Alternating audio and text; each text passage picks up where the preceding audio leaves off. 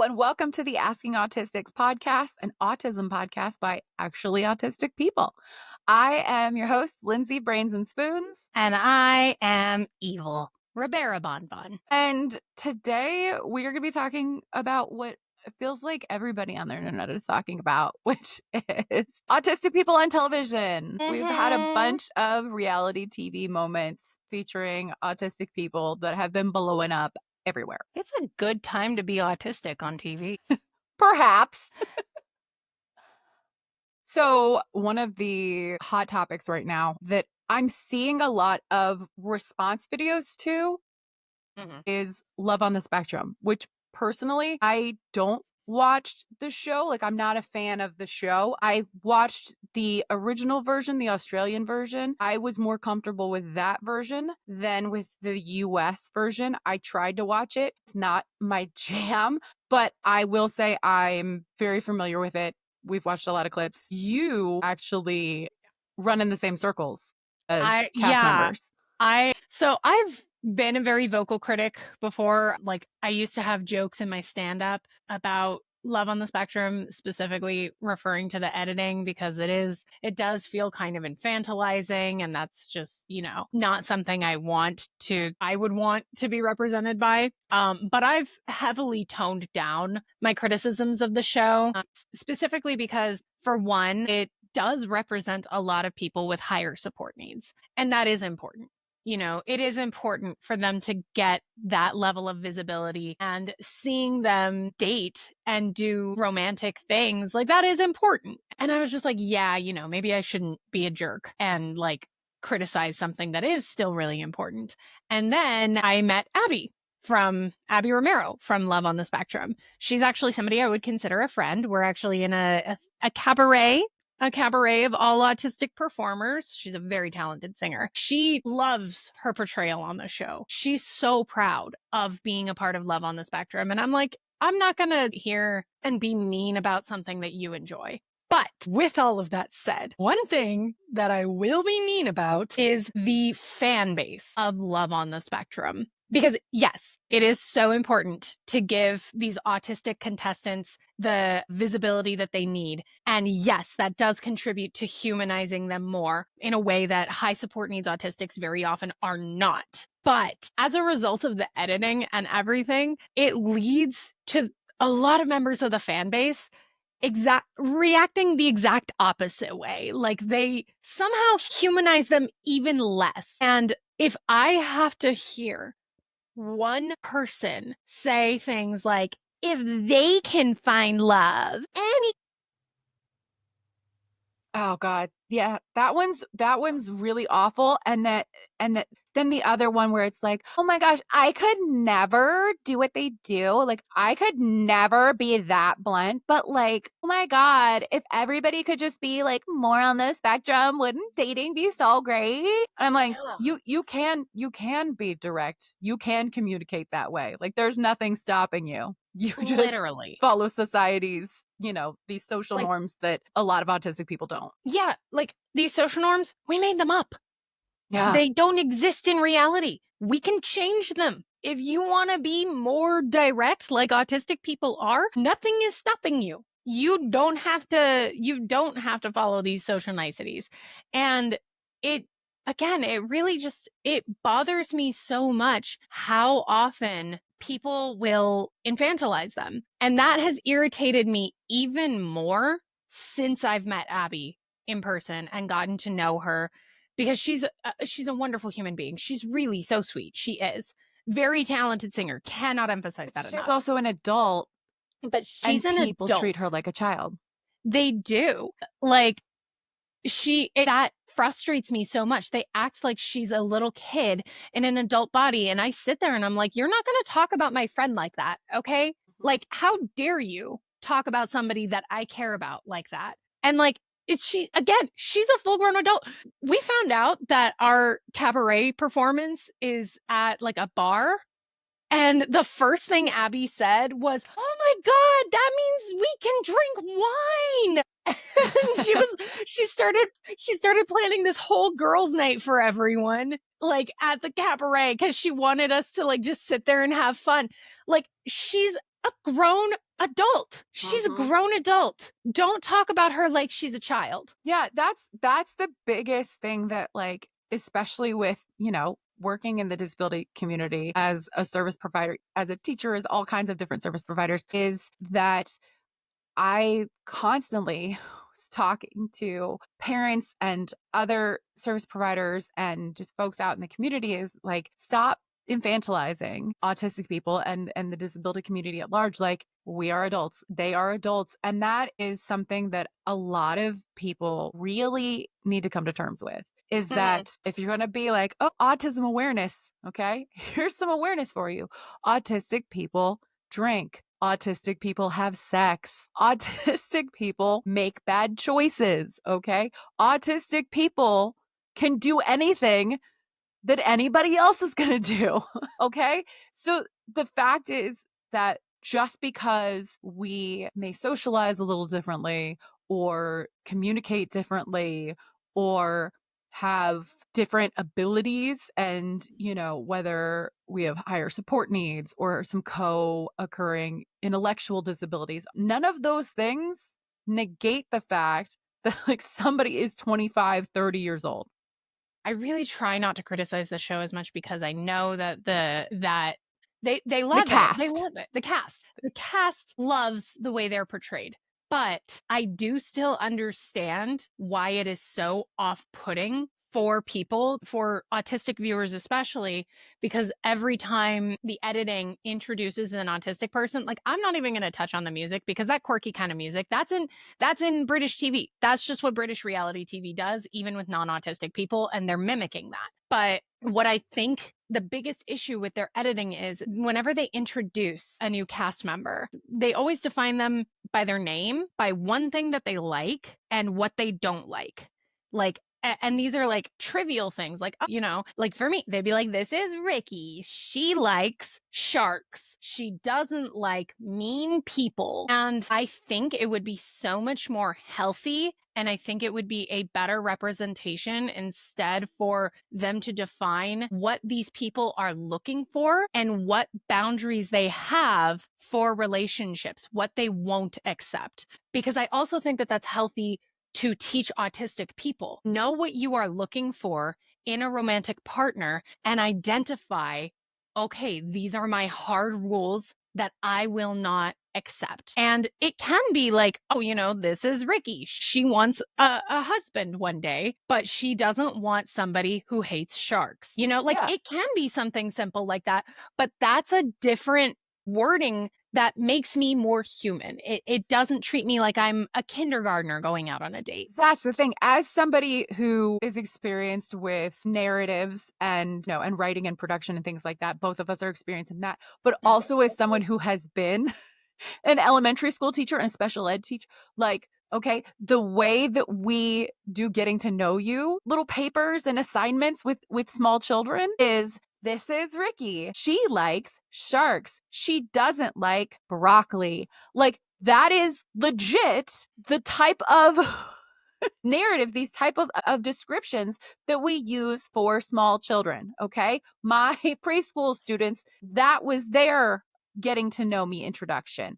That is not the same getting to know you introduction that we should be having for a 25 or 30-year-old adult. And that's a huge thing, is autonomy and respect.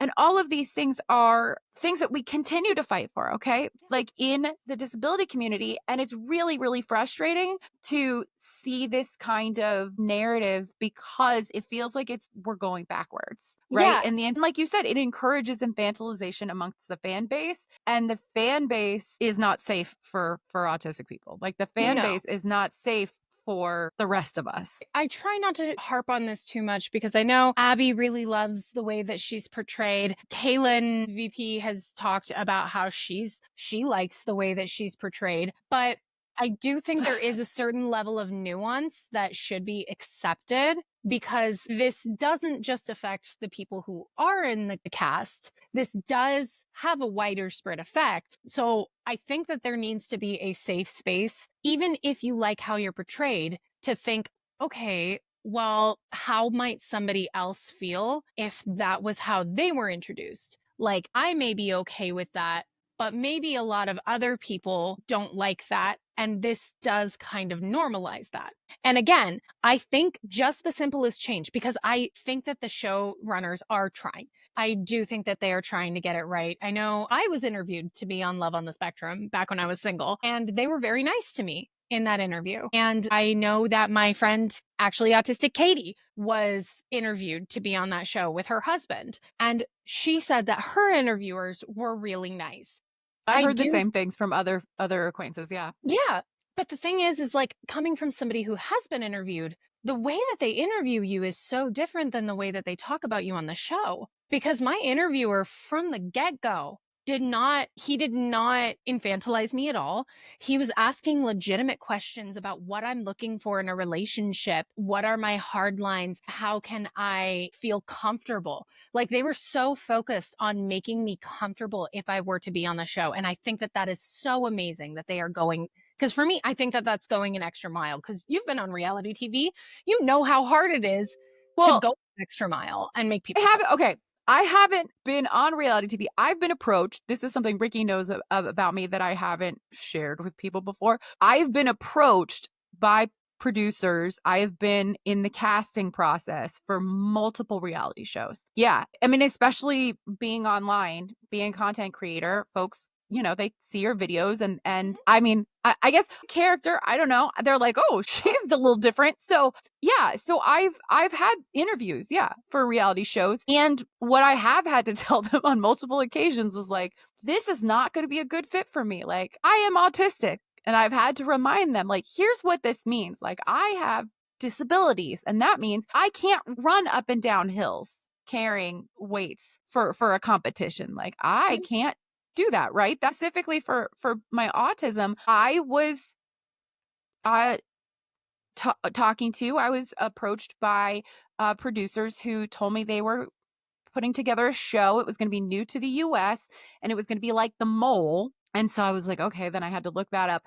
And essentially, it was that there were people who were plotting against you. Like you were going to be working as a team and right to try to like win this money. But there were also going to be people who were like secretly working against you. So you weren't going to be sure who to trust. And I was like, that's something I deal with on a daily basis. Like this has been my whole life. I have struggled to read social cues. I have struggled to understand if people are making fun of me or lying to me or not being kind to me. Like my family has had interventions with me being like, Lindsey, this is not healthy. That person is not being good to you, like multiple times. Okay. This is not from childhood into like recently. Okay. These are the types of things that I struggle with. And I had to tell producers, this is not going to be a good fit for me. And they're like, oh, but it's going to be filmed in a Scottish castle and we're going to have a celebrity host and all these things. Well, come to find out, not that long ago, I turn on the television and I see this show, Traitors. And I was like,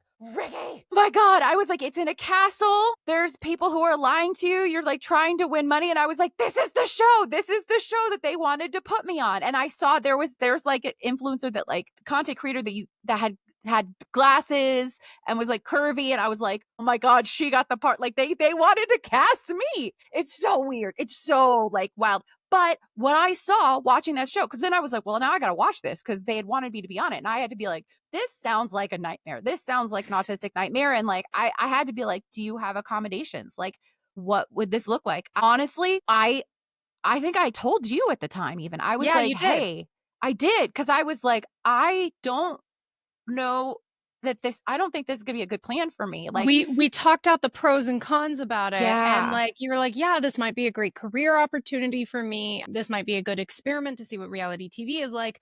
Well, but also But I was like, oh, I could like actually talk about Mhm. autism and ADHD on like, Yeah, what on a what could be a giant Netflix platform or whatever channel production company it was. But we had realized like these are already things I struggle with. This was already going to be hard just conceptually before I even experienced it. We knew red flags.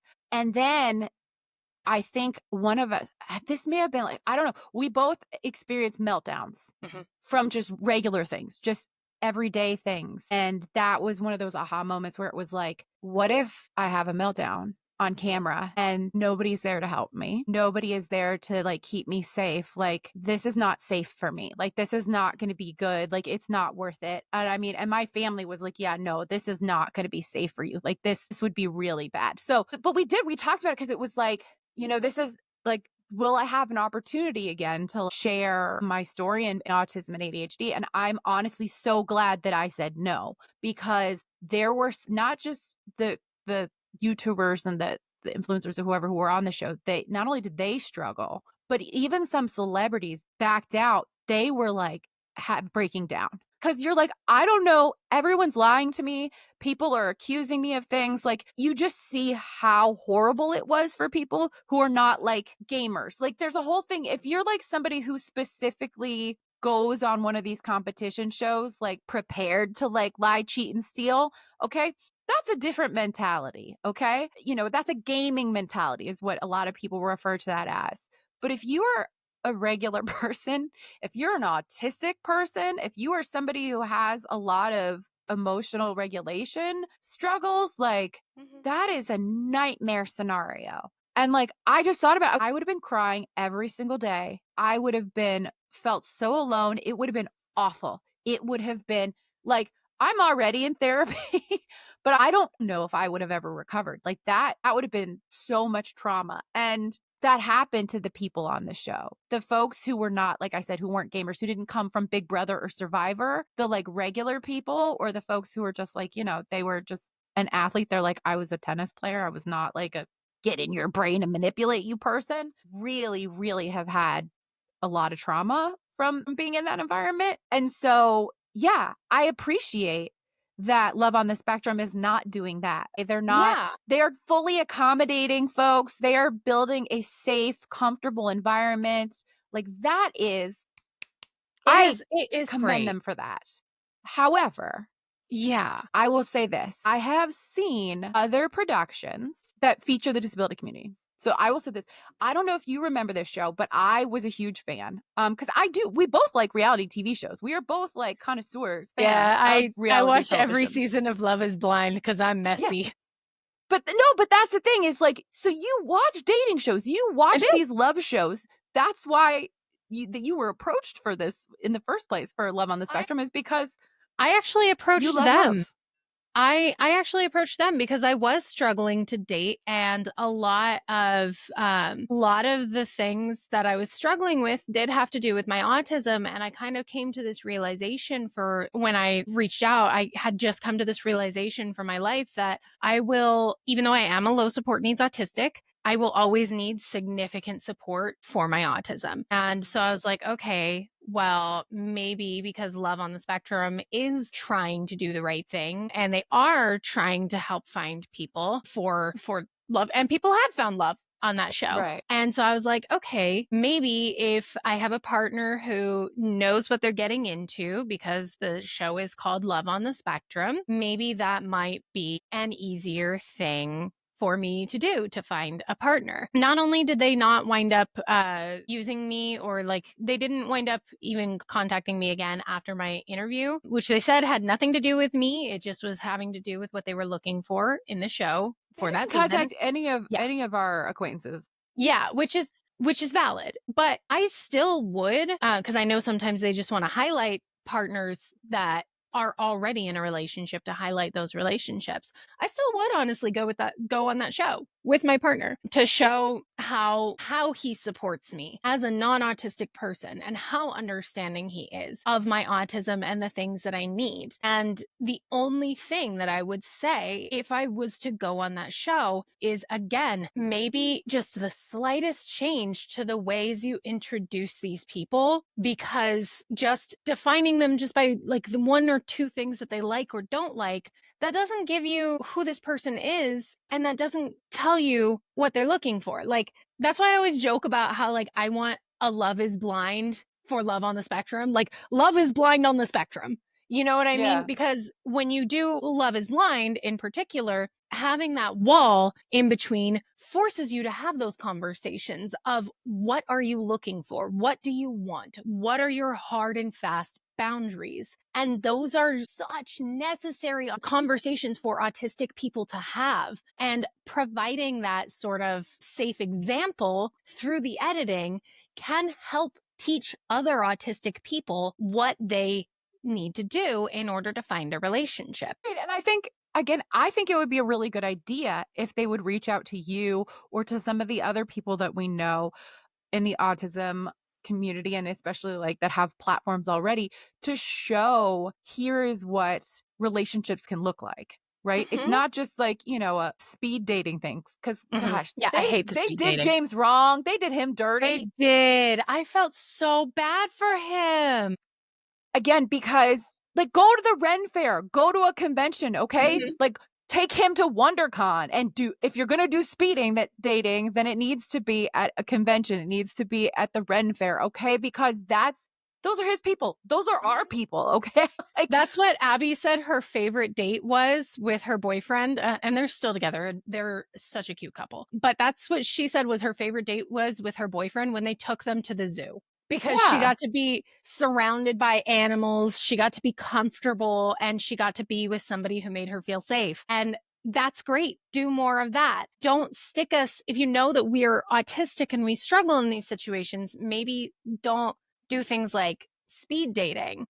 Don't force people to be in those situations, because that's again, we've said they're making this show with, that's accommodating, okay? But forcing autistic people to be in super uncomfortable environments, whether it's the social aspect, the sensory aspect, whatever, that's not accommodating. That's not cool. And again, that's why I haven't gone on reality program television. I don't want to say that I wouldn't in the future, but like it needs to be a safe environment. And so far, nobody's offered that. They want to see me struggle. They want it to be like, look at this, how dramatic. Lindsay's having a meltdown. And I'm like, I'm not doing that.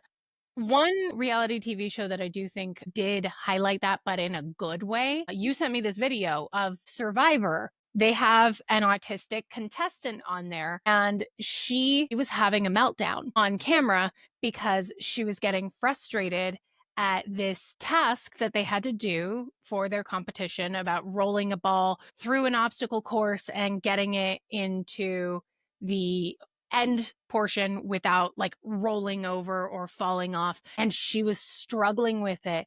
And she started having a meltdown. And she was, of course, crying because that's often what happens with a meltdown. And But starting to like make like screaming noises. yeah, And the rest of the cast didn't know. Like she tells the audience and she tells one other person. So this is Eva on Survivor, who I'm a fan of. I follow her on Instagram and stuff now.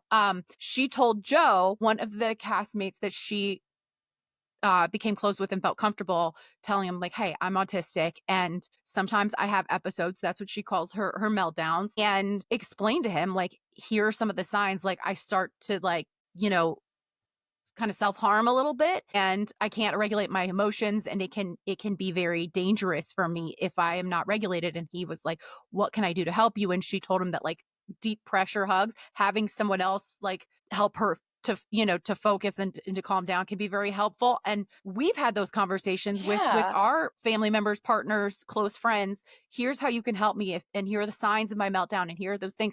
And so she did that with him, but the rest of the cast, nobody else knew. I didn't So have they're that like, context. they're thinking she's screaming. And so they're all like, yeah. And that's making it worse. Yeah. Right? Yeah, because But you don't they watch the think show. that I'm they're a being Survivor fan. So this is what happened in a previous episode. And I sent you this clip as an autistic person. I'm watching the show live and I start getting emotional. My partner just grabbed my hand knowing that this is like, because I feel that I'm getting emotional just thinking about this. Like I really relate to Eva. Eva's like an athlete and is super into like, dude, bro, I like relate gym to day. that. Right. Riki is actually very similar to Eva.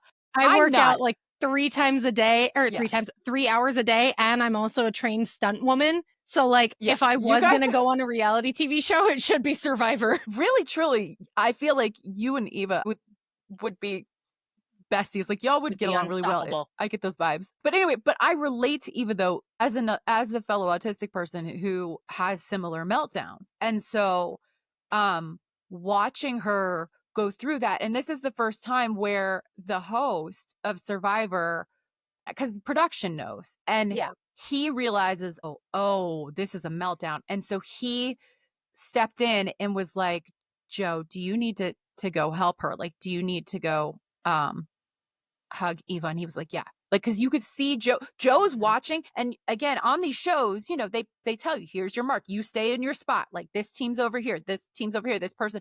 Like, you're not supposed to mess all that up, okay? That like you're supposed to, and you could see him because he's a dad, and that's his whole other thing is he was like, I would want somebody to take care of my kid if they were on this show. Of And so course. like you can see him, he's getting upset for he sees what's happening and he feels like powerless. And so Jeff Probst, who's an amazing host and producer, like he's actually a very good guy. There's not a lot of people who work in reality television that I would say are good people, or I've seen them make really good decisions and be advocates for people. Mhm. Jeff Probst is one of the few people who's done that Yeah. consistently. I remember seeing He the is an episode. ally I for remember seeing the episode with the trans person being outed, and yes. he was the one who's like, that is not cool. Like, Yeah. he was upset.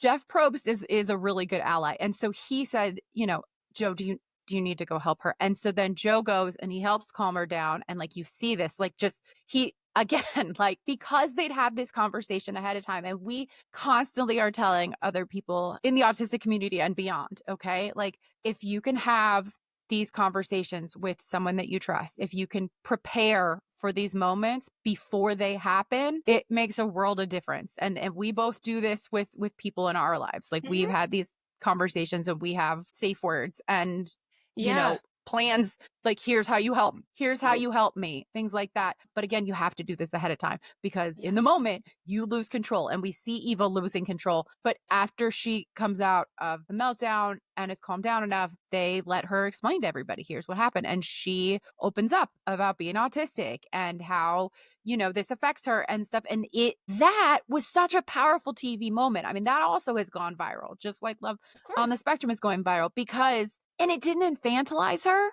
They Mm-mm. didn't say like, oh, poor baby Eva, she can't control her feelings. No, they were like, she's in crisis. Mhm. Do you need to help her? And they gave her space to deal with that and to then share things the way she wanted it to be shared, Yeah. not with like narration over top of her saying that Eva likes milk and working out 3 times a day.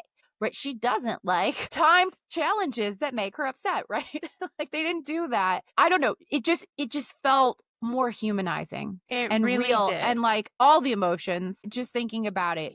But it, man, that kind of connection, that kind of representation is so valuable to me. And that I feel like that's a pivotal moment. Like so many people just learned about autistic meltdowns, like millions of people from that episode, but in a safe way and not from like, you know, them trying to put me on traders and have me meltdown with no safety, help, assistance. I always say it's like half a joke. It's like a joke that I've had in my stand up where I'm like, we have Love on the Spectrum, but when are we going to get the spectrum on The Bachelor? Like a whole bunch of autistic contestants, you know, varying support needs, or even throw in some non autistic people as contestants in there who are willing to like find love and things like that, to highlight the different ways and teach autistic people, because that's actually one good thing that The Bachelor does do. It kind of teaches you how to date casually, Mm-hmm. and how to turn casual into something important and serious. And I do think that that would actually be something kind of beneficial for autistic people, providing them safe spaces to date casually and also be messy. Let us be messy, okay? I want to be messy on reality TV of autism. You know what, though? One of my favorite shows, and this is an older one, was called Born This Way. And it was about the Down syndrome community. The whole Mhm. cast were all people with Down syndrome.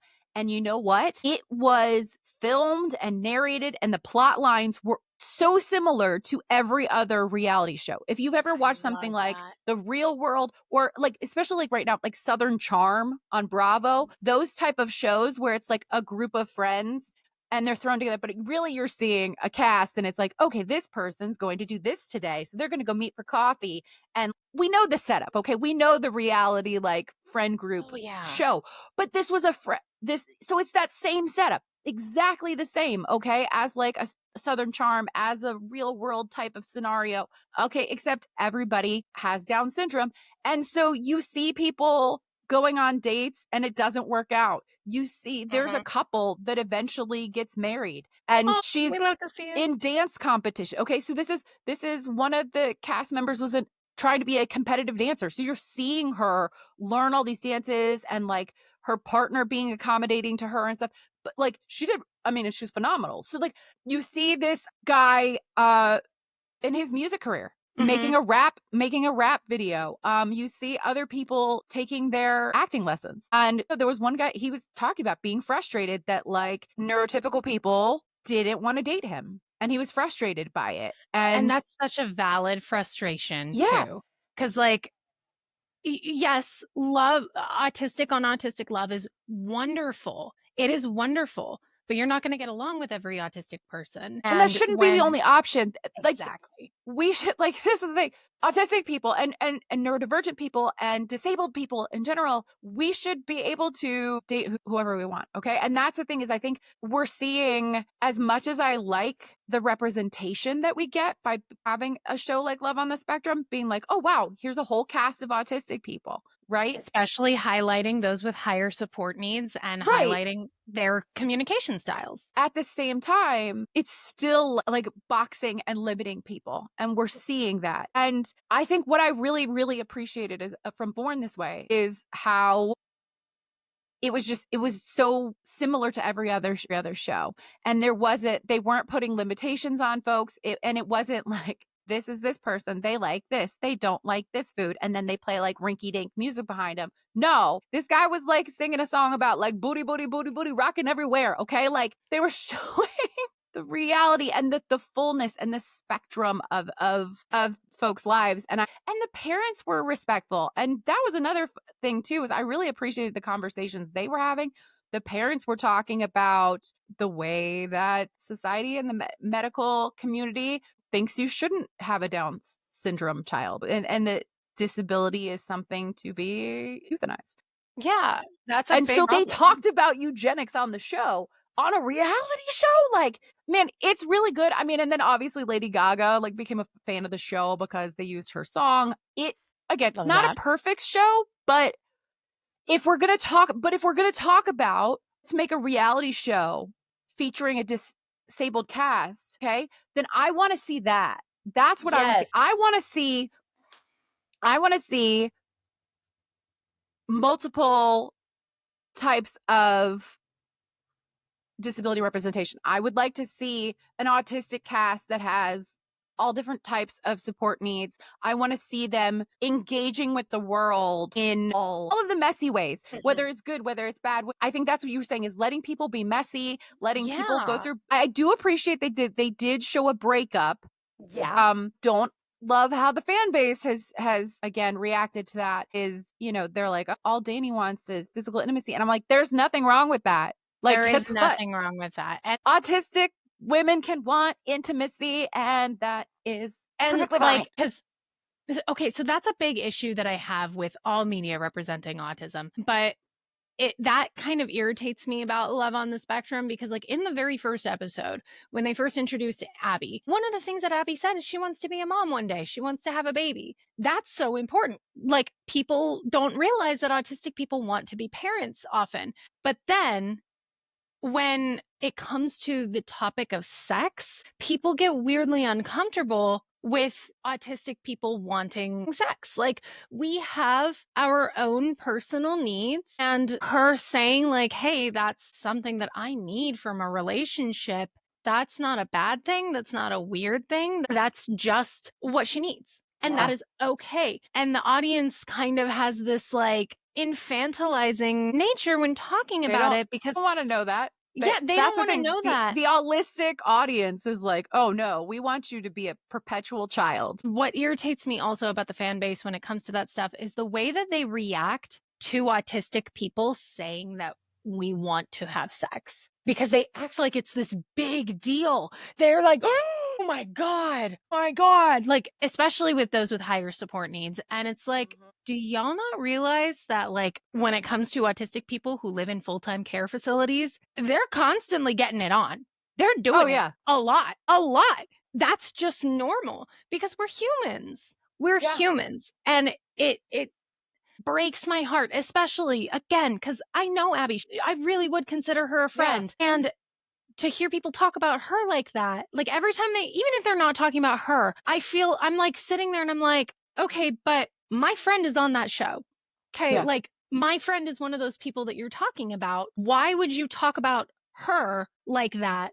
But at the same time, I know for sure they wouldn't talk about me like that because I Well, present differently. that's the big thing. I mean, we've had this discussion because both of us have been compared to Kaylin, who was on a Yeah. previous season. This is just something that, like, being openly autistic on the internet, at some point people are going to compare you to someone else, or you'll have different opinions or different information that you'll give out. And it's like, okay, now we're gonna, I don't want to say pit you against each other, but sort of, again, our paths will cross. And that's what's Yeah. happened. And that has been something that a number of our autistic femme friends have noticed, is that the infantilization of folks from Love on the Spectrum, that cast, even lower support needs, level 1 autistics like us, that they still are treated with these kid gloves, like this bubble of protection that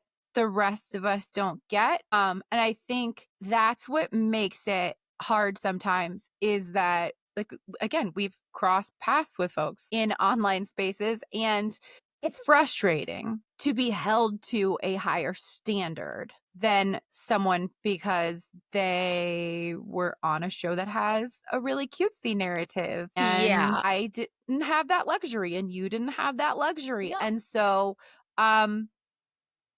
our, viewers and our fan base is such a weird thing to say. It's so weird.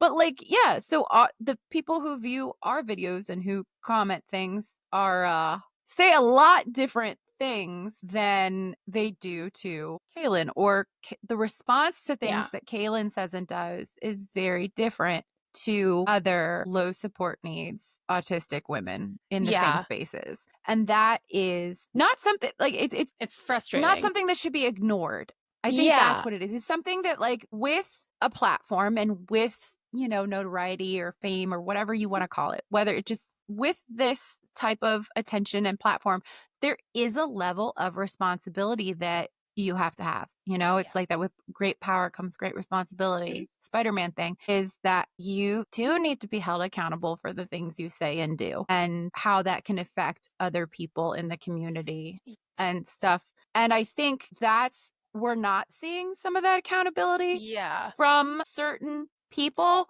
because they are, again, it's like they've got this layer of protection from the infantilization from Yeah. the fan base of Love on the Spectrum. And I also I think that a lot of the times the critiques that people have are often internalized. I can't imagine how that must feel being on that show, loving the way that you're presented, and then hearing somebody else say, well, actually, you were presented terribly. That would make me feel bad too. Yeah. But, it's important to step out of your bubble a little bit and remember that other autistic people are allowed to have opinions on this because it doesn't just stop with Love on the Spectrum. It continues and trickles down to all of us. And so, I know it sucks when something that you worked so hard on and you're so proud of is the topic of so much criticism and controversy amongst the community. Like that definitely sucks. I'm Oh not yeah. I'm No, not there's so limiting that much at all. pressure there. Again, Yeah. that we don't want. But again, at the same time, shutting down other autistic people who have these valid feelings of unease because they don't get like the reality TV show protecting them, or a social media manager or anything like that. A lot of us just have to deal with the fan base in their day-to-day lives.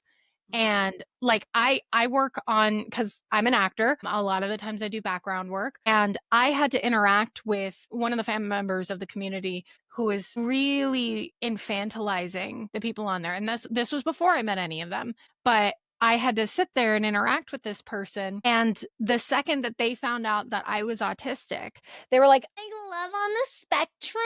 And the way they talked to me just shifted in an instant. Like, she was talking to me before about like, like, I mean, people talk about all kinds of things on set. We were talking about like dating and sex and like, silly things. And then the second she found out I was autistic, it was like I was a child. It was like, that's so cute. And then like she brought up the other things we were talking about, and she's like, oh my God, and you like to date too. I hope that makes you feel like, you can do anything. And it's like, okay, why was I 1 second ago an adult to you, but now I'm not? And I think that some of the contestants on the show need to understand that happens to people who are not on the show. It affects the It rest of the affects community. us. And it's not Yes. just you. And that is definitely a hard thing to wrap your brain around. But like, again, the responsibility is there, is Yeah. that you are now an ambassador.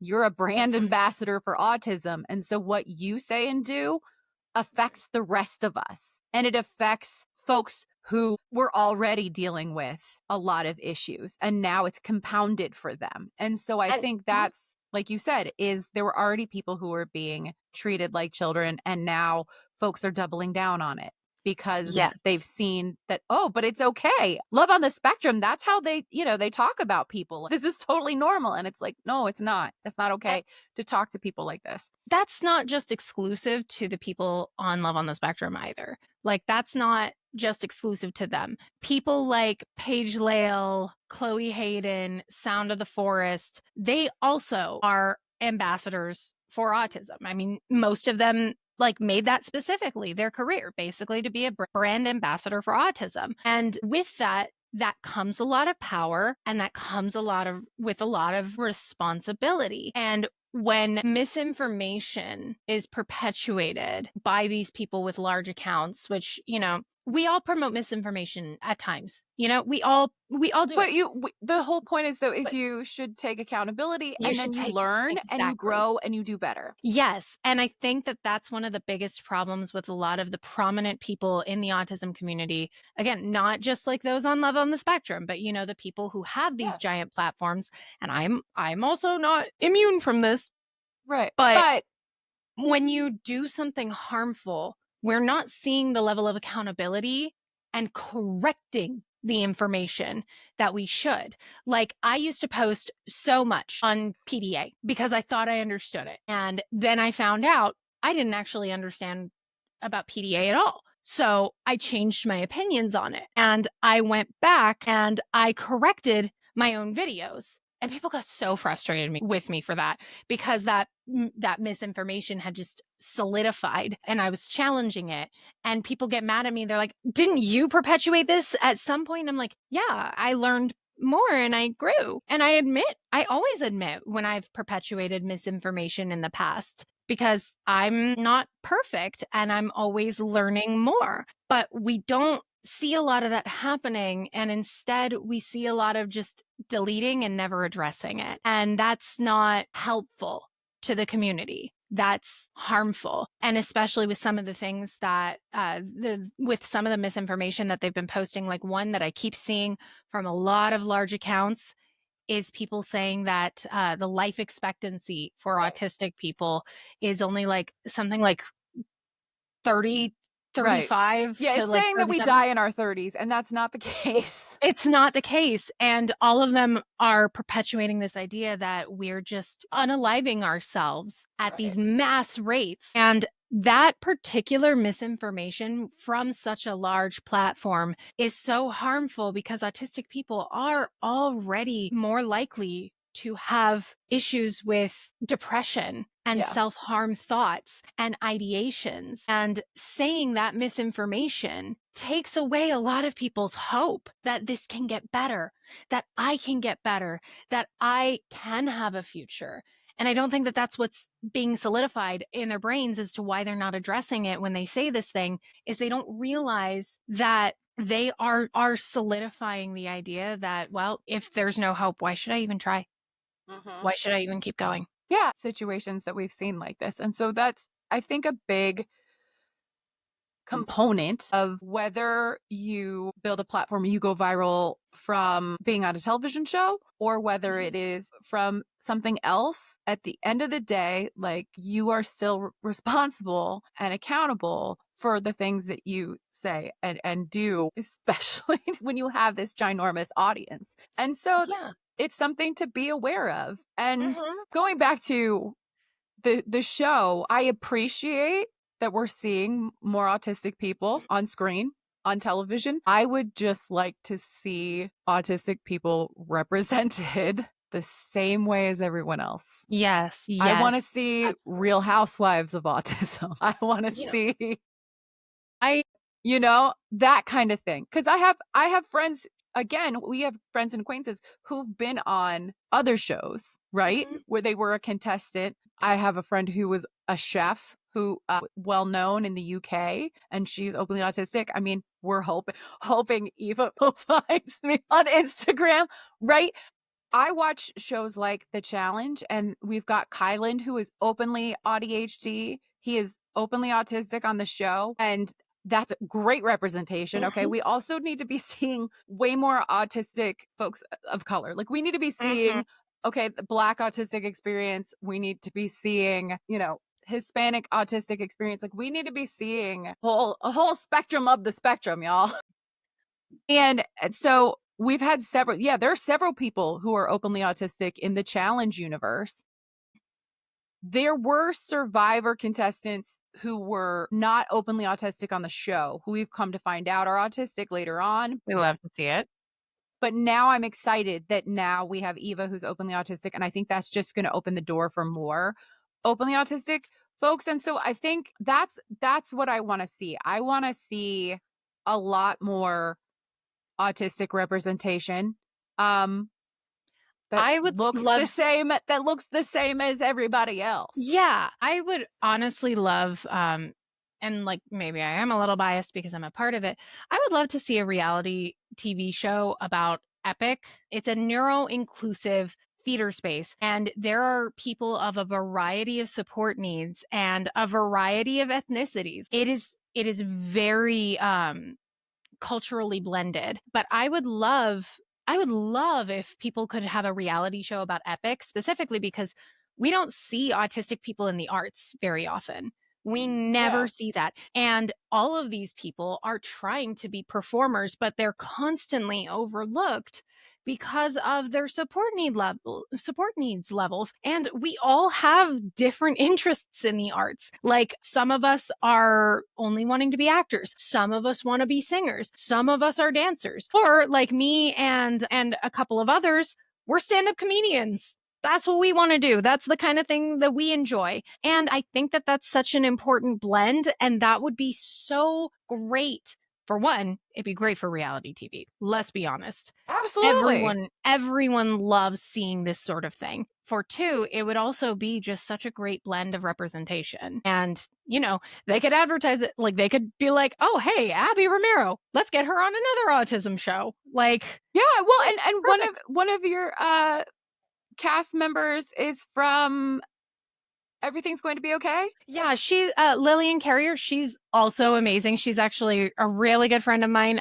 But she's been taking a break from Epic for a while, not because she doesn't enjoy it, but because girl has been working. She's been Okay, booked and she's been busy. busy. And we She's love to booked. see it. She and I actually auditioned for the same movie because she and I are always going to go up against each other for parts because we're both Jewish, we're both autistic, and we kind of have a similar look. We both have like very stereotypically Jewish features, dark hair, dark eyes, and everything. We have similar support needs, but we have an agreement. We have an agreement. No one else is allowed to get it but one of us. She usually wins out, and It's that's her. just she's an amazing performer. I'm never going to Yeah. be mad about her beating me in these parts because, like, what's going to come for me is going to come for me. What's right for me is going to come to me. But highlighting people like that, highlighting how autistic people are on sets, how we perform, because we do these musical cabarets and we have this long rehearsal process going up to it. And sometimes it's hard. Sometimes we have to deal with people's struggles. Like, I know one of my friends in the show, she really struggles when we make changes to songs. Like, she has that which is a key trait of it's a autism. key trait of autism. And that's something that is so important to highlight. I struggle severely with strobe lights, with flashing or bright lights, and I struggle severely with speaker systems in venues. And I know that every venue we've done it at, like, it's been hard for me. It's been very hard for me. But again, that's a real part of autism that doesn't get highlighted. How do people who have to be around this stuff every day as part of our lives, as part of our jobs and our livings and our dreams, how do we find ways to accommodate that? How do we find ways to push through? And I think that would be just so important. And also highlight how many disabled actors there are, because people don't realize that we're in the industry. I would watch the hell out of that. Like, I think a lot of people would. That would be refreshing, honestly, to see, right? That's the kind of reality programming that would be fantastic. So yeah, hint, anybody out there. But here's another thing. It also wouldn't focus on love. So much of autism representation in film and television in general, not just reality TV shows, so much of autism representation focuses so heavily on finding love. And that's something that I'm also guilty of. I write a lot of TV shows and movies about finding love because it's just been my experience for so long, searching for love. But there is more to the autistic experience than romance, than even friendship. There's not a lot that focuses on us finding career, and there's not a lot that focuses on channeling our passion. And that's something that's relatable to anybody. Anybody can relate to that. And like, yeah, anybody can relate to finding love, but our lives don't revolve around love a lot of the time. Yeah, Abby is on, I keep talking about her, but I love her. She's just so nice. But like, yeah, Abby is on Love on the Spectrum. Her boyfriend is a big part of her life. He goes to every single one of her performances. He's such a good supporter of her. But Abby does not sit there and talk about love all the time. Like, she brings up Love on the Spectrum because she's so proud of it and she's so happy. But a lot of the times what she'll sit there and she'll talk about is how badly she wants to be a singer and how hard she's worked with her vocal coach because she wants to sing. She'll sit there and she'll talk about how she loves to perform and that she's good at it. I love the fact that she brags about how good at it she is, because autistic people don't get to do that. That's a really good point. I think not only do people need to be aware of autism, especially when talk about like Autism Month, but a huge part of this is autism acceptance, is realizing that yes, autistic people have dreams and passions and goals, and we need to see that. We need to see that being represented. And so I feel like it was a step in the right direction. Okay, like Love on the Spectrum is a step, but we can keep going. Exactly. And that's what I think we would like to see, is we would like to see growth. We would like to see more representation and more learning, and again, see a fuller spectrum and see everyday lives. Because yeah, autistic people make great television, y'all. We do. Put more of us on there. We do. Yes. Put me on there. Put me on there. Let me do it. All right. Well, thank you for listening to our many different tangents and rants and raves. I am Lindsey Brains and Spoons everywhere. And I'm Rivera Bonbon. Still a problem. And you can find Asking Autistics everywhere. If you have a favorite autistic TV show or something that you would like to see on television, please let us know in the comments. Because yeah, we need more representation.